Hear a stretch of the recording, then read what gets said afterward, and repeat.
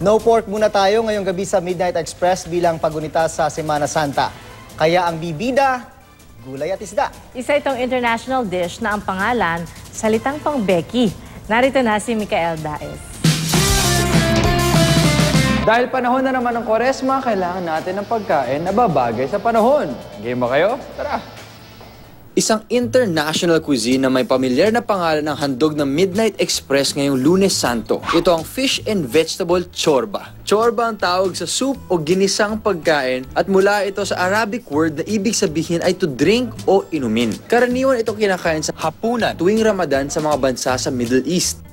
Tinitingnan ko pala yung putahing ito. Gusto ko nang kainin. Ang sarap ng itsura. Ang pangalan ng putahing ito ay chorba. Tama yung sinabi ko? Yes. Chorba! It is known as fish and vegetable chorba.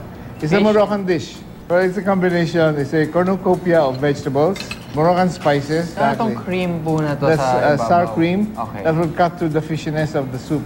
Tara, Go ahead. chorbahin na natin to. Go ahead. Anak ng chorba talaga. Ang sarap. And then, are these potatoes? There are potatoes, there's turmeric, there's turnip, there's jicama. Hikama, ang Mexican word for singkamas na isa sa mga sikat na sahog ng mga pagkain pang mahal na araw dito sa atin gaya ng lumpiang sariwa na inihahanda rin sa mga pabasa. Yung masarap dito is nawala yung lansanya. So, na-enjoy mo yung fish, na-enjoy mo yung spices, pero walang lansanya. Definitely, this is a very good Holy Week dish. Wag muna, chef. Happy muna. Happy muna.